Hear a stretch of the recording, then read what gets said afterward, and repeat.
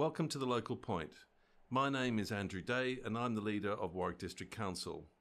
This is an informal, behind-the-scenes conversation with people who are shaping the policies and programs, touching lives right across Warwick District and thrashing through some of the real issues we're working on at the moment across the district.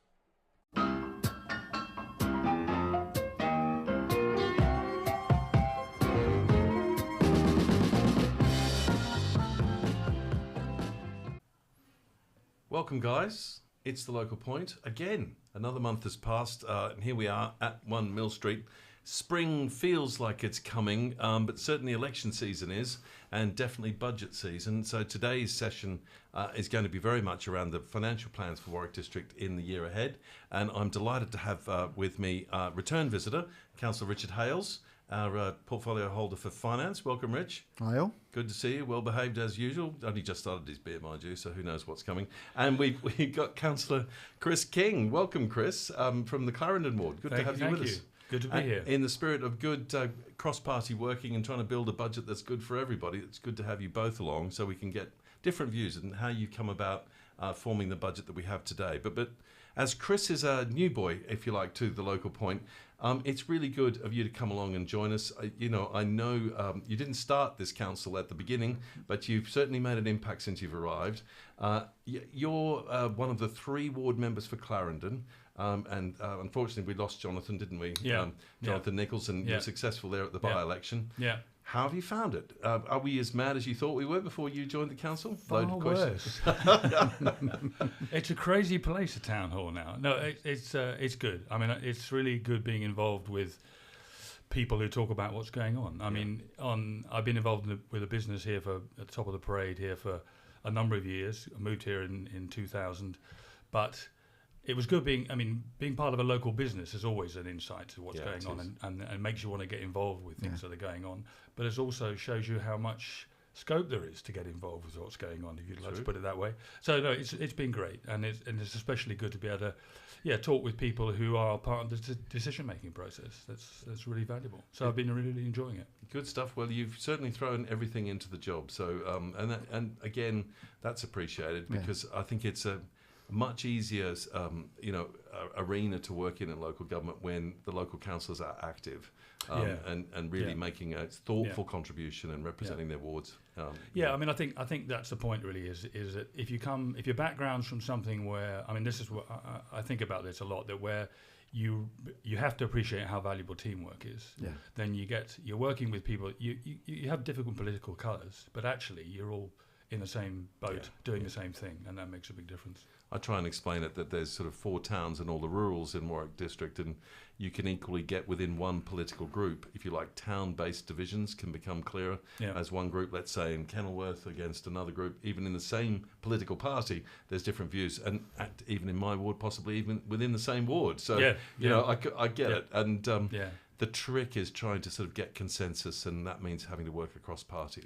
I think so. And it's also when people see that you're part of this sort of strata in the community, it brings out other people who themselves want to contribute. They may not be elected, they may not be officers. They just may be people on the high street, but they realise actually that if they show their face, there are people who are going to come listen to them, and that all helps the community work. I think that's really important. They talk about this thing, convening power, and I think particularly a district council, which is so focused on place, has the capacity to bring people together, and we're seeing that with the launch of the Leamington Transformation Board coming up shortly.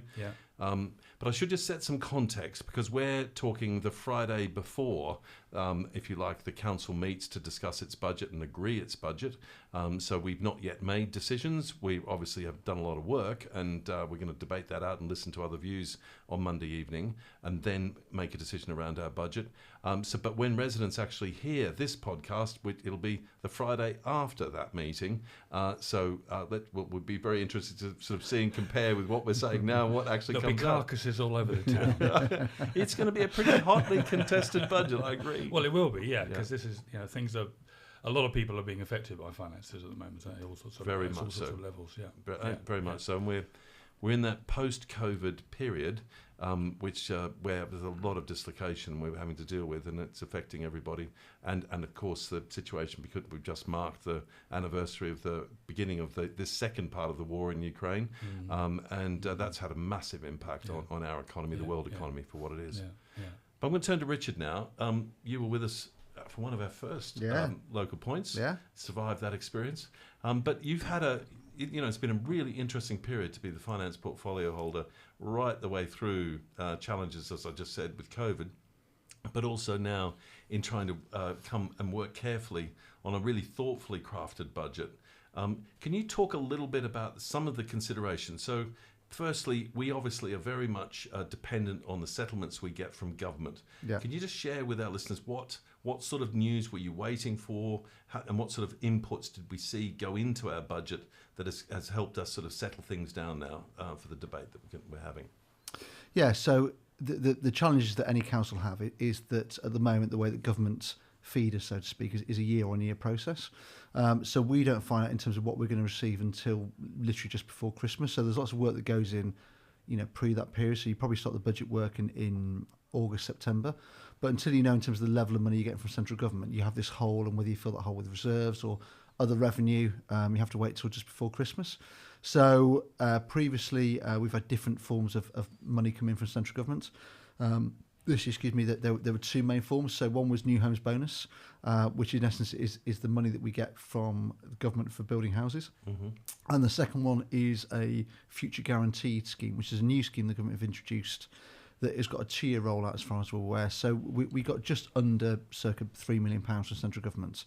But that's it. So we get £3 million from them to run the council, and everything else obviously comes through tax or other ways that we raise money. No, I know it's a bit of a challenging area even for people familiar with business finance to try and understand local government finance. But broadly, we've got two main pots. One is our housing revenue account. Now, do you want to talk a little about what that is, and then talk about the general fund and how big are both, roughly? Yeah, the housing revenue account is something that the council did, I'm going to say 5-6 years ago in terms of bringing that on. So it's in terms of how we cost and how we support people who need council homes. So it's very much in terms of the council home provision that we build, and that can range anywhere. I mean, we've been very ambitious as a council. Across the council, all the different parts in terms of building high quality houses in the different areas across Warwick districts. So that's the one from there, and then that's the housing revenue account that we get the revenue from residents from there. And then the difference ones in terms of the general fund is money that goes in. It's almost like the cash in your bank account that you've got at home. So whether in your back pocket or whether you've got a bank account, whether it's overdrawn or not, that's the kind of general fund in terms of what you live on a day-to-day basis. Can I just ask a question? So what do we generally get from government in previous years? I mean, has that been changing, say, between now and 5 years ago? Yeah, I mean, there's been I suppose a challenge from central government over the last 20 years, probably before that, in terms of what the function is of local government and what they see that. And I suppose the challenge from central government is they've got 380 odd different authorities. So 380 children they've got to feed. And the challenge has been in terms of what level of provision you give to each of those different authorities. So previously we used to have money come in terms of, to keep us running as an authority. And then over that time, which was like a maintained pot, so it was money that we'd almost give our children every month to live and eat in terms of doing that. And what we've done over that period, over the last 20 years, is we've taken that down in essence to zero. So we don't get anything. So we don't pay, if we're the parents, we don't pay our 380 children anything to actually eat. We have to go out and find our own way as children to go and do that. Put it very, very simply to do that. So there's been the pattern over successive governments, and local government's a really tricky area. If you're central government, you've got 380 different people saying what's going on, and it's a challenge. Some of those are two-tier like we are. Some are, single unitary to do that. So to help our residents, there are three types of principal local government. There's a unitary authority, which does the functions of what we know as the county and the district. So education, highways, adult social care, etc., all in with the work that the districts do around, waste and planning and all the things that we know all too well. So that's what's called a unitary authority.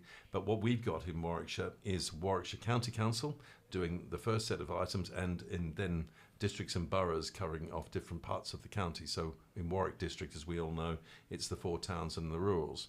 But the interesting point, Chris, is that up until very recently, we had it was called a revenue support grant, what Richard's talking about. And we got it down to 0.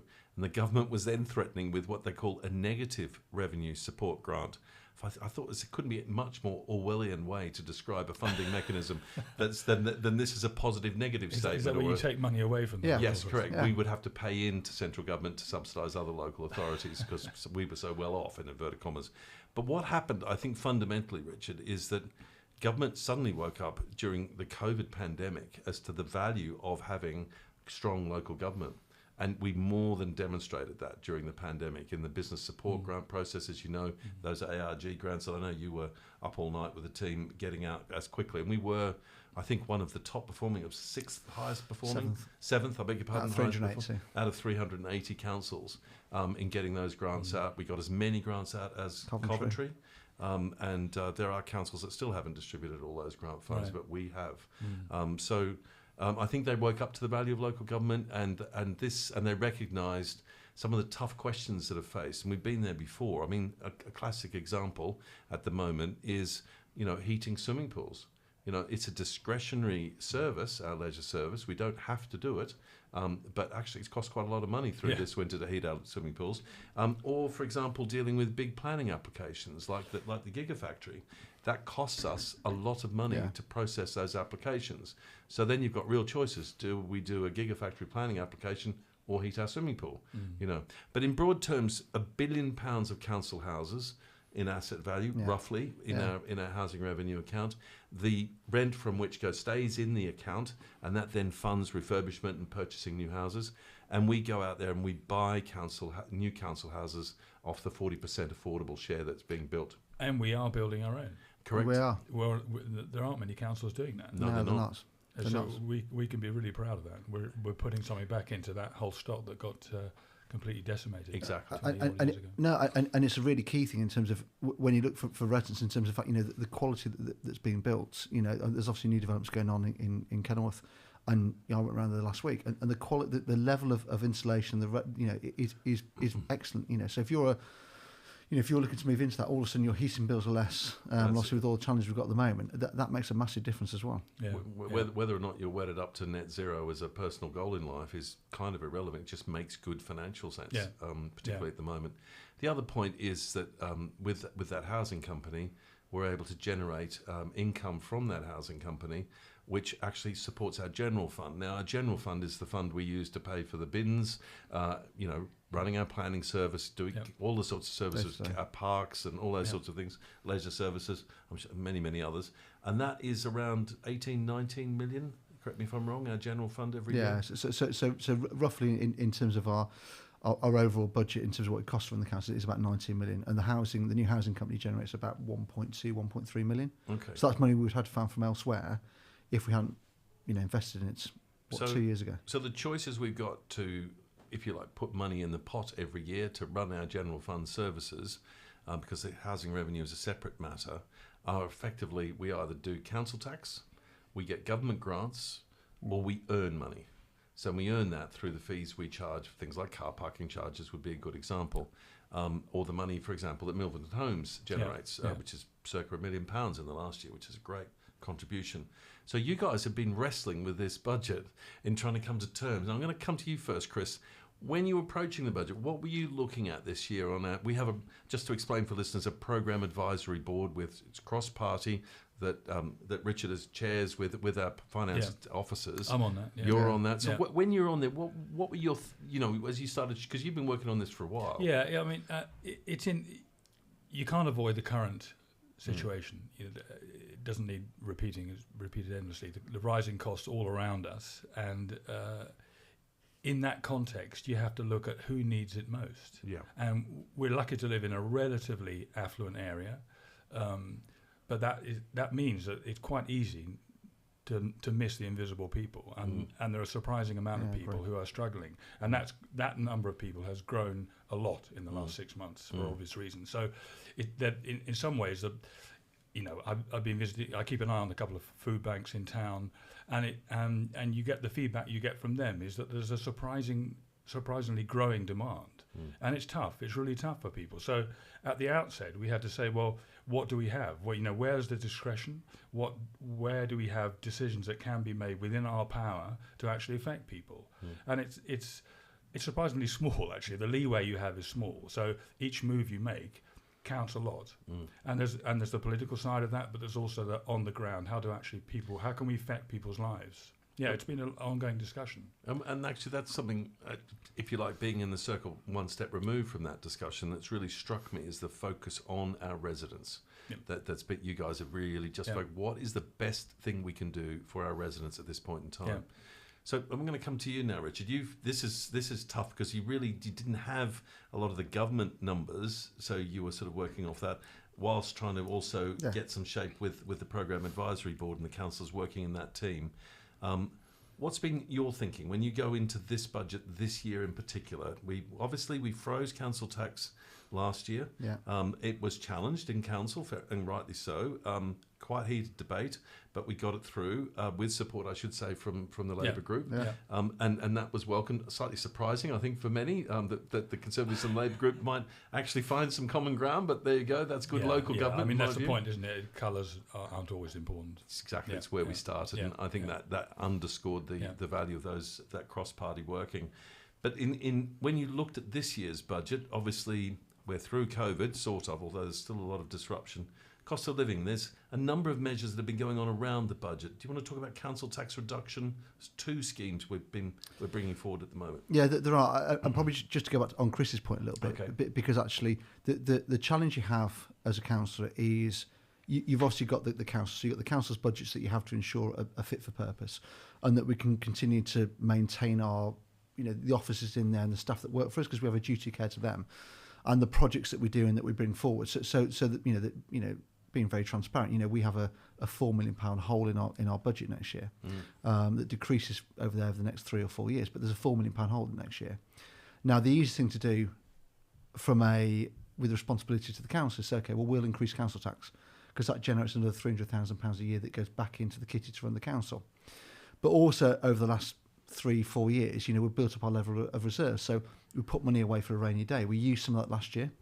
With support from Chris and all his colleagues there, and also additionally last year did a hardship fund of £200,000, gave away £25,000 to the food banks, which is a suggestion that came from the Labour group, which we gratefully acknowledge in terms of doing that. So the judgment was in terms of, do we do the thing for the council, in essence, put money back into reserves, because that's what it would be. It would be addressing the financial issues that we've got this year and put money back in there, which is from a business point of view is what you would do. But the challenge you've got as a council is you've also got responsibility to your residents as well. And going back to Chris's point, with the food banks, I think what's interesting is the variety and the number of people that are using food banks. It's not this traditional, people in band-aid housing who would use it. Yeah. It's a variety of people, and people can be, I've spoken to residents who are asset rich, so they're in houses that might be worth, £200,000-400,000, but actually have no money at the moment to actually be able to live. So you have that balance between doing the thing for the council, where you can put money back into the council to keep it going or create different funds, or actually doing the right things for your residents. And that's the balance that we've had in terms of, I suppose, as a council, in terms of September we passed a cost of living, crisis motion about doing the right things for our residents. So I think unanimous as well. It was unanimous. Yeah. So I think that's been the challenge in terms of ensuring that yes, we've got the council, but we've got reserves that were built up over that period through different investments, through different funds that we've got, and now for the right time to deploy that reserves. So was that cost of living crisis? I like to think we're calling it a crunch, because we've had so many crises. I think it's one of those words that's been overused to the point that it's lost meaning almost. But nonetheless, the cost of living was universally agreed across all councillors that we needed to support that. And was that the centrepiece going into this budget? Yeah. Were you saying, right, we've all agreed that's a priority, now let's design a budget that helps our community address that question? Yeah, I mean, talking to the food bank people, I mean, and they're again, I mean, amazing group of volunteers who turn out week after week after week. What the point that I came away with, if you like, the public sort of view of food banks is people, maybe sleeping rough Yeah. and people on the fringes who are finding things very difficult. What the point they made to me was that actually more and more it's that people who are too proud, as Richard says, they're asset rich, but it's really tough to say actually, I've got a big house here, but actually I can't buy coffee anymore. I can't feed the kids. No food in the fridge. Well, I can't feed the kids the way they want to. Yeah. And I've Living got in one no room. money for treats for the kids or anything. They then find a surreptitious way through help. One of the other organisations or friends. They ask friends to go to the food bank. When you hear that as a councillor, you think, wow, we've got to do something about this. This is actually helping people who have no profile. No. They don't want a profile because they're ashamed, and it's horrible to live in a community where there is that kind of thing going on, and it's growing at the moment. It may not keep growing, and let's hope it doesn't. But so in the meantime, on that pad, when we're discussing this stuff, that's where we think the responsibility lies. I know that it's going to be, there's a big tension here between the money the council needs itself as a functioning body, and what the residents need, and I just feel as a Labour Party member, my first call is for people who haven't got enough. I'd share your views. I think that's very valid. But Richard, just help me out here, because if I've got this right, we actually grew our reserves. In other words, we were putting money back in. Yeah. We did better than we thought we would in last year's budget. Yeah. So we have put money away. Which is great. It just means that we're running the show as efficiently as possible. Yeah. And if we're growing reserves, then one would hope that this £4 million hole that you're talking about. Yeah. I mean, how much of an issue is that? It's something we've got to focus on. But we are talking about how big are our reserves roughly? 31, 32 million. Okay, so we're talking, if we had a family finance meeting, which is the way I jam jar accountant as I am, sitting around the table, we were making our decisions this month. We've got savings, even though we can see we're going to have, if you like, an ongoing running cost that we need to fix. That's in the negative of 4 million. We're ahead already because we've got savings. And we're demonstrating we are able to run the council less expensively than we budgeted to run it. Is that right? But let's not forget that there are in the media there are always councils around us in the rest of the country who maybe have had reserves but are still falling into a hole. And that's why we need to be. It's really prudent to be safe. Yes. So while on the one hand you can say, wow, that's one heck of a saving, one heck of a reserves you got there, but actually who knows what's around the corner? And particularly right now. Yeah. So we're in a position where we've got a hole, but we've got some reserves to help to bridge that. That whole that deficit will be reducing, all things being equal. But in the meantime, it's our duty to our residents to serve them first. I think that's how I see it. No, that is a really, really key point. Yeah. That duty is to serve our residents first, not the council first. And I think that's something sometimes forgotten. Yeah. Not by present company. But also, I mean, if you look in terms of so the proposal is to freeze council tax. The proposal is that we're going to up the level of money that we give to food banks. So we're going to give them, on the back of Chris's suggestion, is go to £52,000. So we'll give them £1,000 a week will go into the food banks. But also the money that we've got from central government. So lots of council, we use that money, to actually go into the council and run the council on a day-to-day basis. With that money we've got there, we're still going to invest in projects. So we're still, we've got £1 million to put aside for investing in trees, so planting trees. Yeah. We've got £1 million being set aside to plant trees. But we've also, so we're clear. But we've also then got significant number of trees. But we've also then got, in terms of what's coming forward, obviously with Riverside House, proposed to sell Riverside House and to move elsewhere. So there's money there we're putting into the ICT structure, because obviously the way that people engage with councils now is totally different to the way it was pre-COVID. Yeah. So not many people come into the offices now. Many people do things online. So we've put money aside in terms of enhancing our capability for staff, so they've got better equipment to use around that.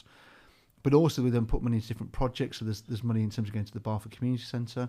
The big one for me is we're going to put £100,000 into upgrading the playgrounds for disabled children. Yeah. So actually what we're looking to do is put those in so children who have disabilities, So whether they be Evergreen School or elsewhere, can actually go and use those facilities. So actually, from an inclusion point of view, more inclusive. Well, at the moment, you've got children with disabilities who can't go to the main playgrounds. I know them go to Victoria Park, which is brilliant. Yeah, we've done but lots of other ones they can't. So that's a key one for us in terms of saying actually, you can be included and you can go there with a disability, and actually whether it be you're wheelchair bound or whatever it may be. But so that's some. In a nutshell, what you've done there, Richard, is you brought forward proposals where selling Riverside House at last, which costs us a fortune.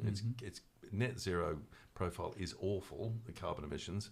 It also is £600,000-700,000 worth of business rates and other costs. So you're getting rid of that, releasing that capital. You're going to move the athletics track so that out to and put that cycleway in at Myton, which means we can reduce traffic on Myton Road by 30% during peak hours, which has got to be good for clean air and amongst active travel and all that sort of thing, and really connect the new emerging communities on Myton Green right the way through into Warwick and Leamington. So that's just from selling Riverside House. Of course, it does bring forward Elizabeth Park, where the Emscott athletics track is now, right the way through to that becomes a possibility now with the bridges and commitments that would come as a result of that sale. So they're all things where we're deploying our assets better to deliver more, but we're also reducing our cost of running the council. And it does mean, this is the other bit I really like about what you just shared, it means that we're going to be able to offer on the high street, on the parade, you'll be able to go in and meet a council officer and attend to your inquiry in person. Hooray. You're referring to the information centre now? Yeah. The library, Pumpernickel Gardens. Yeah, and that's being designed now. It'll go, we're looking at, and we're wanting to refurb and reuse our town hall. Yeah. So there'll be office and meeting spaces in there to meet with residents as well. So we're getting back into the centre of Leamington. I'm not pleased. I hope no one is about to email me from Milverton and tell me that is the centre of Leamington where Riverside House is. I'm sorry for all those who were just about to do that, but I'm really chuffed that we're coming back, and I would love it. Is there plans in this to actually improve the fact that you could just phone somebody and get a proper council officer, but working hours, answering a phone and dealing with an inquiry instead of having to chase around? Is that on the schedule? It has been frustrating, isn't it? It has. And it is on that. And the other big thing from the budget, I'm digressing for a second, but come back to it. But the other thing is obviously the budget that we're putting aside for the Transformation Board. Because that's we've got £50,000 in there straight away for the Transformation Board, which is key. Because actually, I live in Kenilworth, but Leamington, if we can get Leamington right and we can bring Leamington, then actually the ripple effect out is phenomenal. Yeah. So and the key area for the Transformation Board is if we don't fund them properly, is actually it turns into a talking shop, and you lose with the great respect, the quality of individual that's on that Transformation Board. I know you've got the launch on the 14th or 15th of March, but actually that's a real central theme for Leamington in terms of how that's delivered. So that's a key thing for us as well in terms of putting a budget there to ensure that volunteers that come forward that want to work on those actually have the money behind them. And I was really pleased through that leadership, Rich.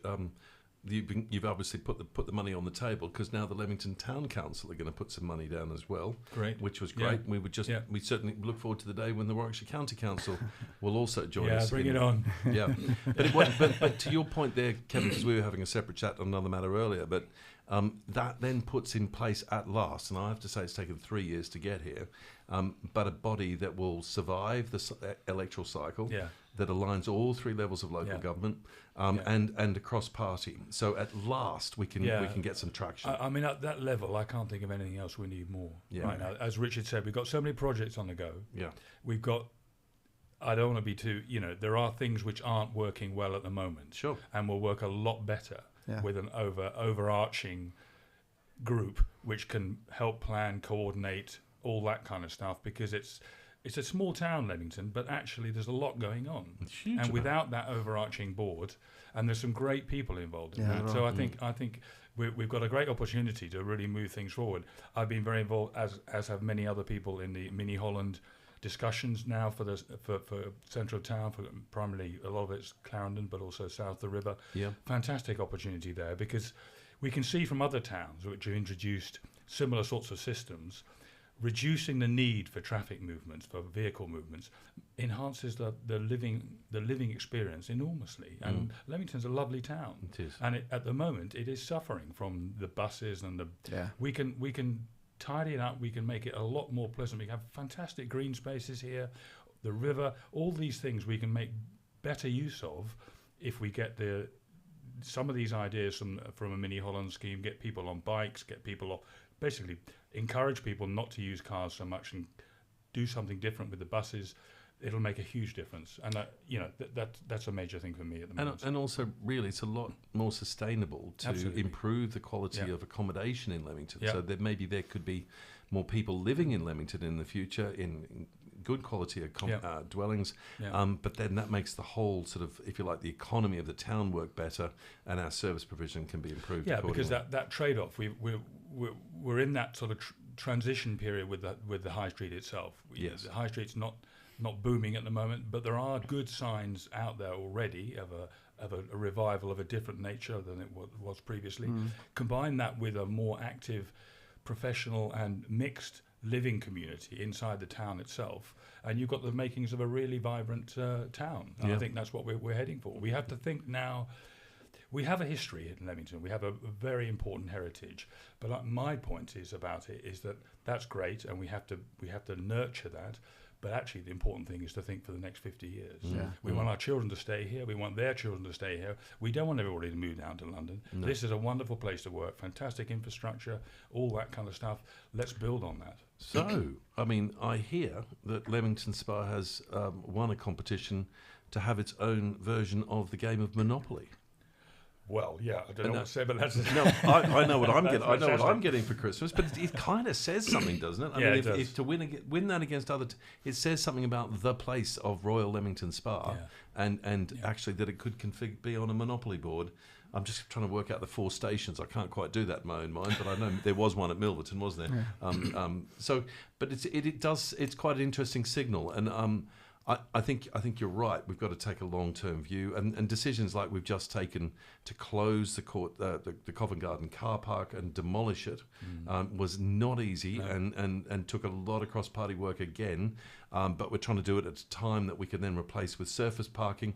It does then mean we can work together and work out exactly what can be done on that site to improve the town. We need to be bold. I mean, this is a time where we don't want to look back. We want to look forward, and it needs courage and energy, and that's what we want from our council and from our officers. Yeah, very true. And if we can get that, we can have a great feeling of momentum moving forward. These are not easy times, and we don't know how long it's going to go on for, but there's no point dwelling on that. No. It's the future that's important, particularly for our young people and young children, because if we don't offer them a future, then it's going to become quieter here. We don't want that.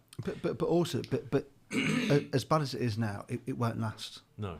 So history is the wheel turns. The wheel turns, and actually, I agree, Chris. If you're brave now and you have that vision in terms of what Leamington is going to be, and the link with the university, because lots of staff work here and travel into university.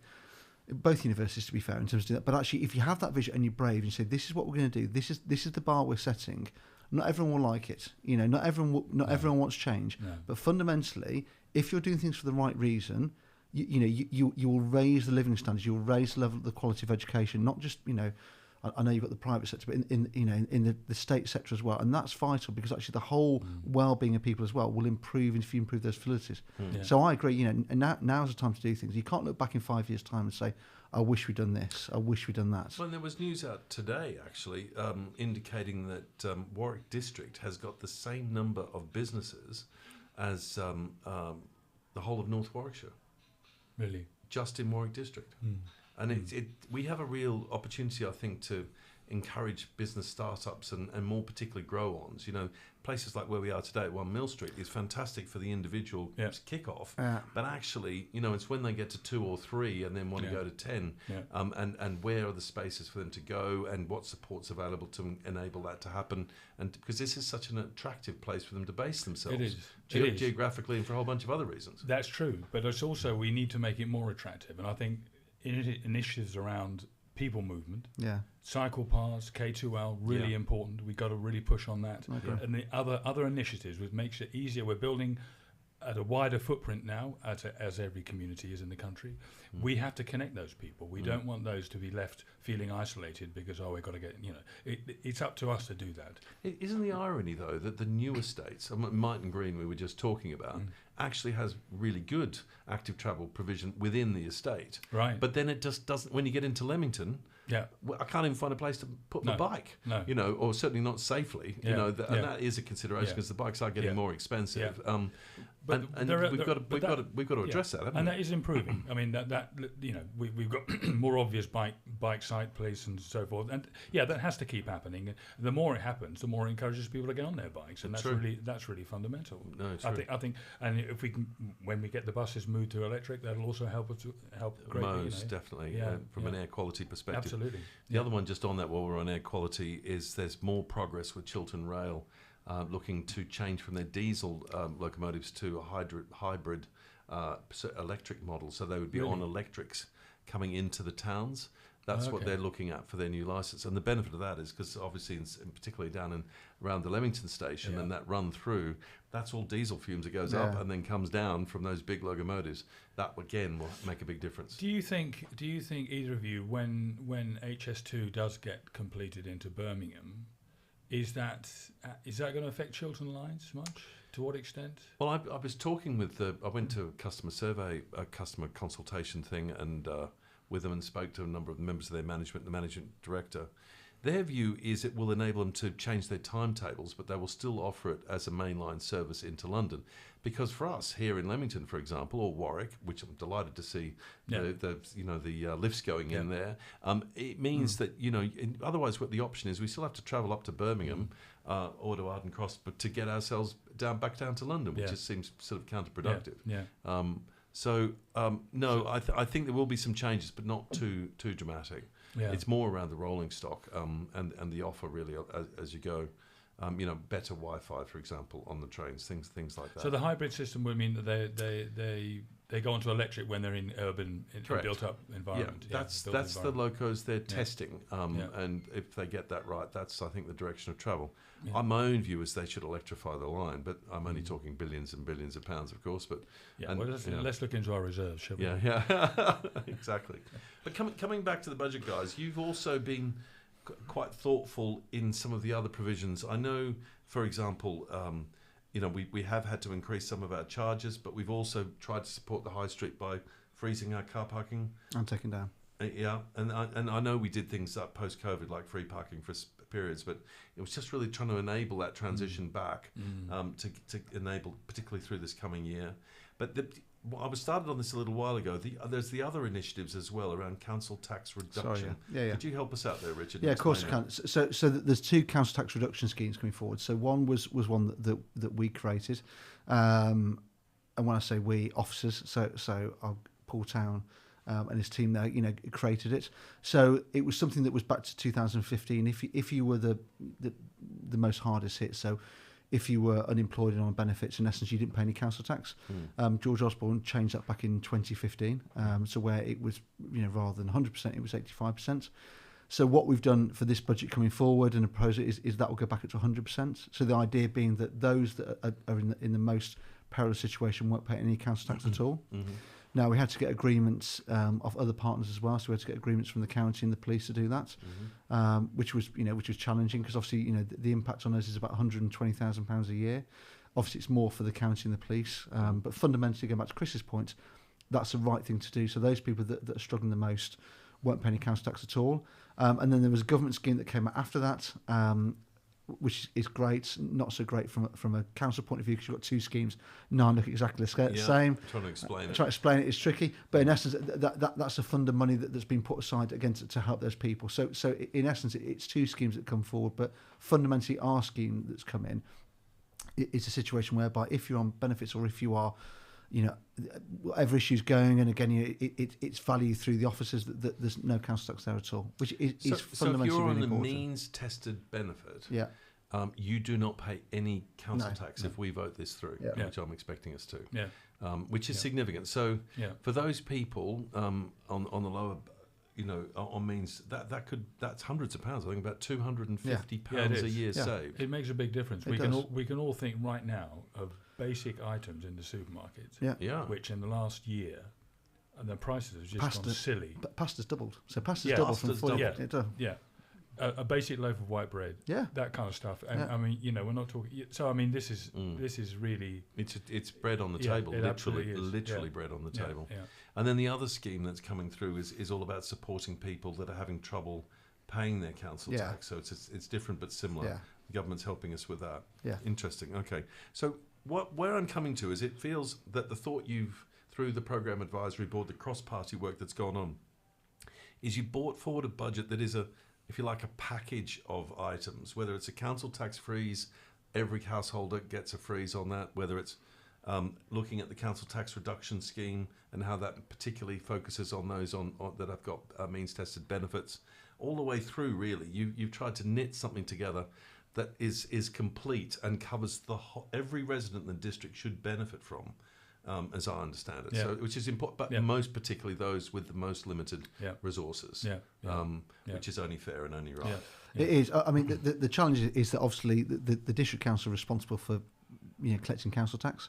Yeah. So I suppose the challenge to our residents is that when their council tax comes through, so we're aware that the county have gone up by £62 on a Band D. So you've obviously got Bands A to H.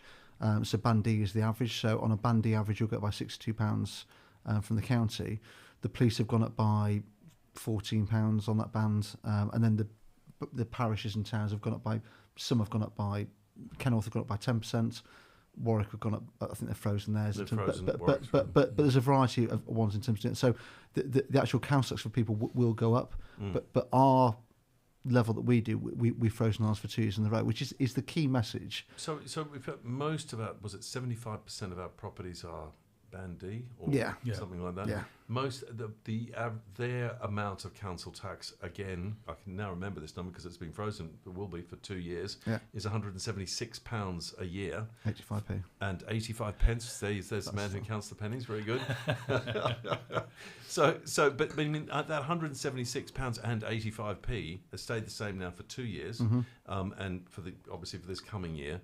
The other councils' taxes have gone up, except for Warwick Town. Yeah. But what that means for our residents is, along with the council tax reduction scheme, particularly for those on them, is none of they will not pay any council tax if you're on a means-tested benefit on all of those. Yeah, perfect. Yeah. Now, just in combination terms, it's a very small amount. I mean, £176. I would say this at 85 pence out of what is north of £1,000. 1,200 quid. 1,200 quid is a relatively small amount. For your £176, listeners, you get your bins taken away, your leisure centres, your parks, your planning service, etc., which is probably about the same as some people pay for their streaming services, I guess. Who knows?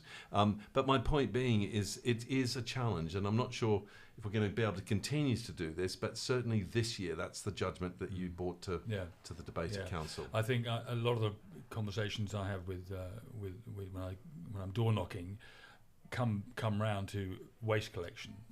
There's been a massive change for us all there, the 1, 2, 3 system. Oh yeah, and it's difficult to express how much the cost for the community is of dealing with waste. I mean, it's very easy to, figuratively open your door and throw your waste out. But actually, for the authority to get rid of it in a way which is trying to be as useful as possible and actually genuinely push on the recycling process, which is a very complicated process when you get to national amounts. It's a huge challenge, and it's by no means finished. There's a challenge nationally, so we're doing our bit locally, but it's a massive stress on the authority. We have to acknowledge that. And it did. I mean, we, Richard will correct me, but in round terms, we had to find an additional £2 million to support the waste contract when it renewed at last August each year. Now, out of a £19 million budget, £2 more million for, frankly, just taking your rubbish away was a real stretch, and that's why we had to be as creative as we could. And as you know, we focused on resident benefits, and for some, the blue top bins have been a boon instead of sorting your recycling out. For others in towns, particularly, we recognise that's been more of a challenge, and we're working to try and resolve that. The food waste has been remarkably popular, and makes a massive environmental impact because we can now create fertilizer instead of buying it from Mr. Putin, and energy. Hallelujah! And we're not also creating methane gases in our landfill. So, but the other thing you guys did in your budget is you still got your money in there for the materials recycling facility that we're building with other councils at Sherborne, which is that robotic sorting. So those blue bins, all that recycling, we're going to get properly. Sorted out and make that too. But you're spot on, Chris. The job's not done. It's not finished. We've got a lot more to go, but we're going, I think, now in the right direction. Yeah, I'm personally, I find it an issue in Clarendon. I don't. Listeners might or might not agree with this, but I'd like to see our streets cleaner. Yeah. So that's something which I'm worried about, or rather concerned about, and trying to improve that environment. But again, we have cost imperatives here. But I like to think that we get a lot of feedback from residents, and that's really important. So we're on it, and we have to keep pushing on that, because a clean town is a very pleasant town. But I think that's something which we all have to think about. It's easy to drop something in the street and open the window and drop some litter on the pavement, but actually imagine if that's your living room. You wouldn't do it there. Let's not do it. And particularly, well, we both work on it. We serve on a working party looking specifically at that, don't we? And I'm very mindful of the fact we have many students in our town, and we welcome them, and that's wonderful for town at one level. But we locus parentis, we're also parenting them at one level, and part of the repercussions of that is around the waste issues we get on the street, and that's got to be fixed. And I think getting more and more the landlords involved in helping resolve that problem through the additional licensing, which we're working on, and that's moving in the right direction at the moment. But there's more to be done. Huge amount more. And I do think on a council level, I'm very concerned that we tighten up some of our own parameters for the planning applications on HMOs and PBSA. There are, we got some canny people putting in applications at the moment. They're businesses, they're individuals, but they're canny, and we've got to be just as canny, and we've got to get 1 foot ahead of the game here, so that the community is deciding what we want, and it's not being dictated to us because we're not building the right framework. We need to build a framework that suits us, and I'm sure we can do that moving forward. We've got the right people in the right places. We've just got to address it when the time is right. But it's about having that vision, because if you've got the vision in terms of what you want your towns to be, then you work to that vision, don't you? So going back to your point, if you've got that vision in terms of what Leamington, Warwick, Kenilworth, Whitnash, whatever it is, you've got a vision of what you want to. And I think that for the next council, that's a really key one, because you've also got the local plan coming forward in the next council. And if you don't have that real vision in terms of, through consultation, with residents, into what that looks like, you get the chance of being overtaken by developers who will come in, who maybe won't have the best interests of what's there for the different towns, and have got different financial interests instead. So I think that's the challenge in the next council, is about making sure early on that consultation with residents, what each area looks like, and also then the involvement with county, because we can't continue to build as we are without the infrastructure going in there as well. So I think that's the thing for the next council, really early on, about getting that joining up thinking. I agree. I think certainly from one of the things we learned from the previous council and some of the issues faced there was the importance of running proper and thorough community consultation. And I'd take case in point, highly topical at the moment at New Bowl Common. There's a lot of divergent views and interests in such an important public open space, a beautiful open space, and I get that. So working hard, really hard, to do the consultations, which had been run over quite an extensive period and were very well supported against a master plan, means that we're not going to get blown off course by the 1 or 2 or 3 that decide, who are well organised, who decide to scream the loudest. Because very often the silent majority, whom we represent, are not frequenters of Facebook and other public domains. And it's very challenging when you're being confronted with that politically. I think on that sort of general topic, social media has taken a role which was difficult to anticipate, and is very difficult to actually negotiate around. So, the individual voice, given social media platforms, suddenly counts for a lot more. Yeah, very amplified. And in a way, that cuts out consultation that used to be the main tool, if you like, the main implement for. So that's something which is a constant issue which we're learning still to deal with, and it's a constantly changing one. So it's a complicated situation right now. And you're right, when consultation's done, it shouldn't be static and suddenly finish. No. That it's a keeping the information flow and really being energetic around that. I was just, I mean, probably a final area for us to talk on. One of the other key pieces that came forward, or will be coming forward on Monday at Council, apart from the budget, of course, is the motion that the Chair, Minnie Mangat, your colleague, Labour Group leader, is bringing about debate, not hate. I know it's a local government association initiative off the back of really quite appalling, 2 MPs murdered and quite an appalling array of abuse. But I mean, what's your views on that? I mean, I know I'll probably hear them in the chamber on Monday night, or residents, if they're listening now, can wind back and play back that. I would summarise that before Richard gets in. I can't break him when he starts speaking. But I would summarise that by saying we don't have the greatest role models in London. I think most people would agree with that. But for those, I mean, what incentive is that for young people to turn on the Parliament TV or listen to Today in Parliament? It's not great. No. And the level of discussion, public discussion at public level, again, social media has a lot to play for it, to play with it, and it's a tricky one. But I think it's enormously important. I mean, Minnie's motion across the board, we can see it in all areas. Look at the issue that Labour Party had to deal with anti-Semitism. Wherever you look. And they're not alone in that. It's not a. No. So we all have to face it every day, and to get used to the fact that we're living in we benefit from living in a hugely plural society. It benefits us all, and that's the way we should look at it. And it's important, therefore, to these initiatives like Minnie's bringing forward are really important because they keep reinforcing that. They're very true. Yeah. What's your thoughts? I mean, it's difficult because, in so many ways, you'd look to, if you like, the Premier League at Westminster as a role model as to how we should be behaving in our level of politics. Yeah. But frankly, it's the last place I would be seeking guidance from. Yeah. I mean, do you go and admire the performance of our MPs, or is there any?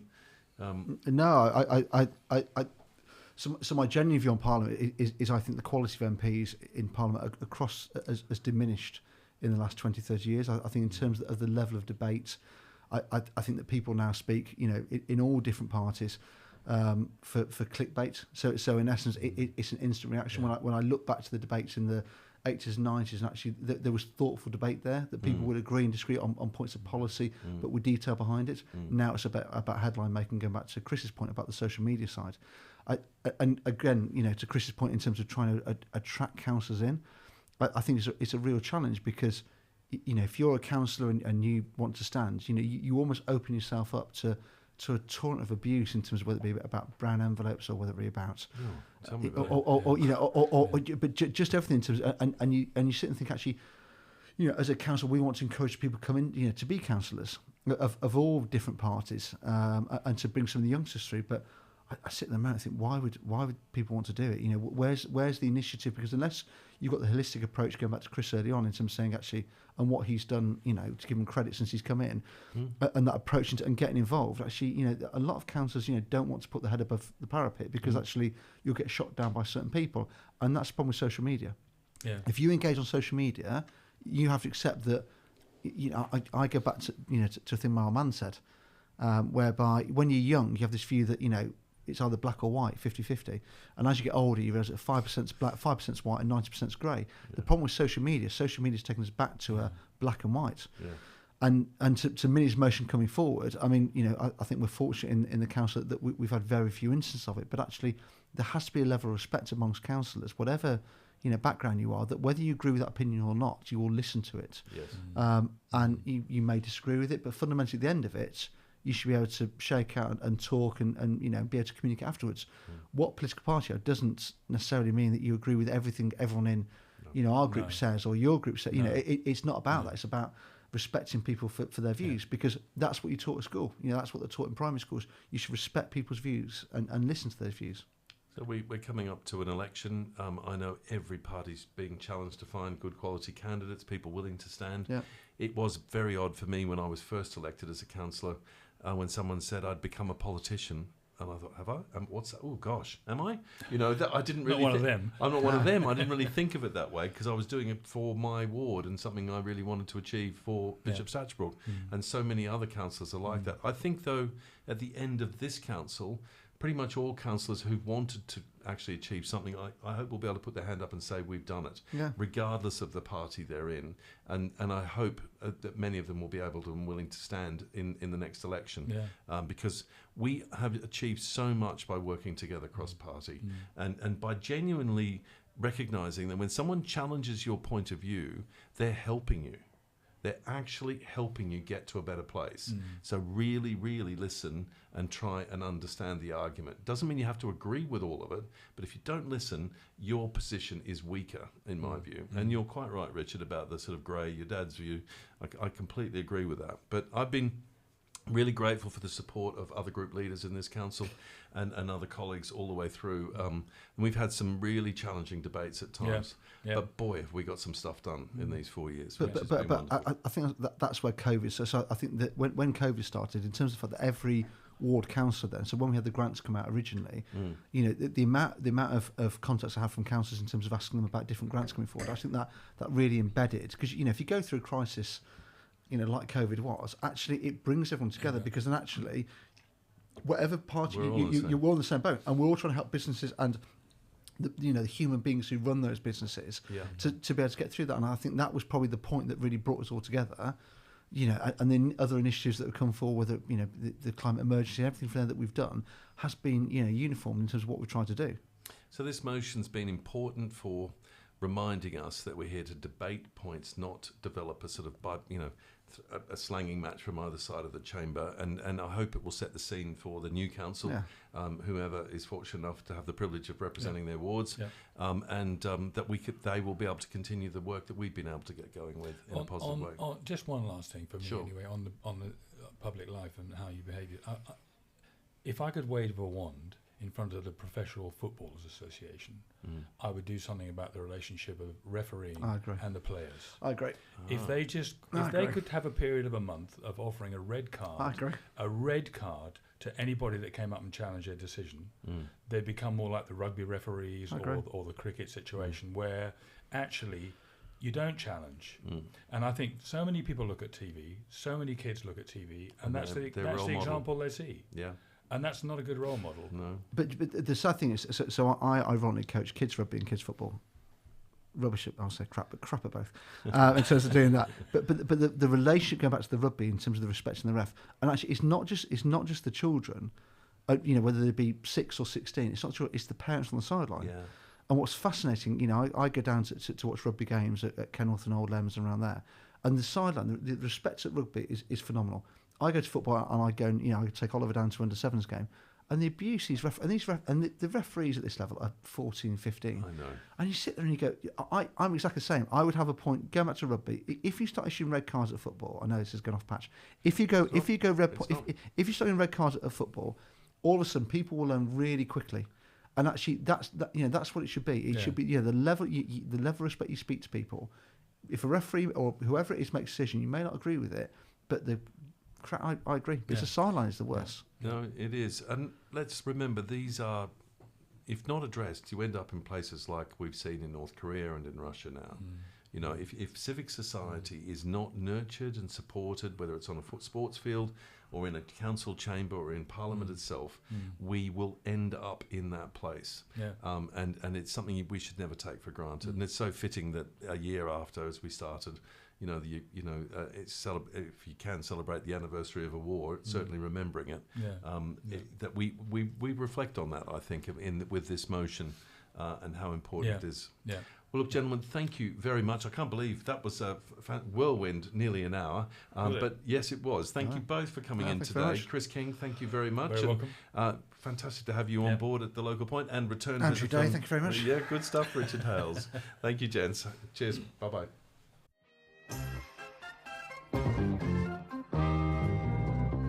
It's been great having you join our conversations today.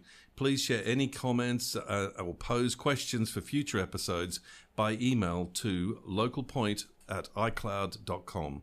Thanks for joining us.